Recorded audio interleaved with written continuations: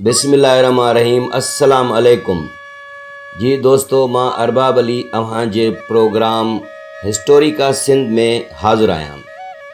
दोस्तों, अॼु असां जंहिं मौज़ू खे सिलेक्शन कयो आहे टॉपिक खे, उहो आहे ज़हीरुद्दीन बाबर। ज़हीरुद्दीन बाबर 1483 ईस्वी में जनम वरितो। संदसि वालिद जो नालो उमर शेख मिर्ज़ा हुयो। ज़हीरुद्दीन बाबर के शाह फरगाना, शाह समरकंद ऐं शाह काबुल भी सॾियो वेंदो आहे, छो त हिन फरगाना, समरकंद ऐं काबुल के पंहिंजे इब्तिदाई दौर में ही फ़तह कयो हो। ज़हीरुद्दीन बाबर के हिंदुस्तान जे मुग़लिया सल्तनत जो बानी भी सॾियो वेंदो आहे।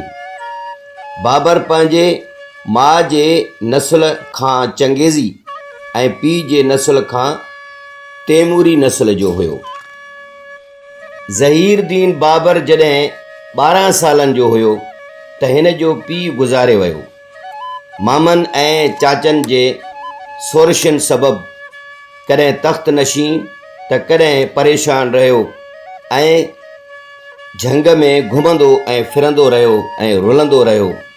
बिल आख़िर हुन वॾियुनि कोशिशुनि ऐं जंगनि खां पोइ बलख ऐं काबुल ते कब्ज़ो कयो ऐं उन जो हाकिम बणिजी वियो। अहिड़े तरह आहिस्ता आहिस्ता हुन पंहिंजे फ़ौज यानी लश्कर खे मुनज़्ज़म कयो। ज़हीरुद्दीन बाबर पाण हिकु वॾो जंगजू ऐं जंग जो माहिर सिपह सालार सां गॾु फ़न हर्ब खां ख़ूब वाक़िफ़ हुयो।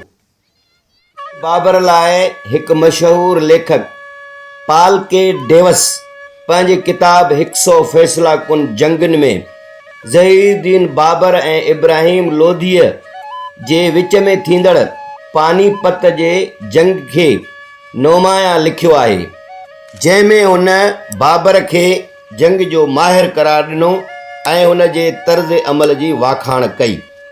बरसगीर ते हमले आवर थियण खां अॻु जॾहिं हुन जो लश्कर अची रहियो हुयो त उन वक़्तु इब्राहिम लोधी दिल्लीअ जो हुक्मरान हुयो।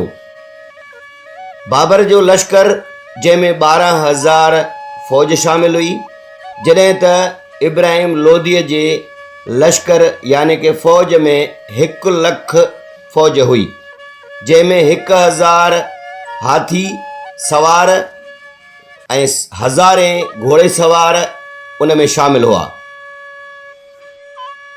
पर बाबर पंहिंजे माहिराना तर्ज़ अमल जे करे अहिड़ी हिकमत अमली ठाही जो 12,000 फ़ौज 1 लख फ़ौज खे भॼण ते मजबूर कयो ऐं उन जंग में इब्राहिम लोधी पाण बि मारिजी वियो। अहिड़ी तरह ज़हीरुद्दीन बाबर दिल्लीअ खे फ़तह कयो ऐं मुग़लिया सल्तनत जो बुनियादु रखियो, जेको 20 साल हिंदुस्तान ते क़ाइमु रहियो। बाबर न सिर्फ़ हिकु जंग जो माहिर बल्कि हू हिकु सुठो शाइर बि हुयो। आख़िरकार ज़हीरुद्दीन बाबर 26 दिसंबर 1530 ईस्वीअ ते दिल्लीअ में वफ़ात करे वियो ऐं उन जे वसियत मुताबिक़ काबुल में बाग़े बाबर में दफ़न कयो वियो, जेको काबुल अफ़गानिस्तान में वाक़िअ आहे। जी दोस्तों, इहो हुयो अॼोको प्रोग्राम, अॼोको टॉपिक जेको तव्हां सां शेयर कयोसीं। उमेद तव्हांखे पसंदि आयो हूंदो। जेकॾहिं पसंदि अचे त हिन खे शेयर कयो ऐं हिन खे लाइक कयो ऐं असांजे चैनल खे सब्सक्राइब कयो। Thank U very much. महिरबानी।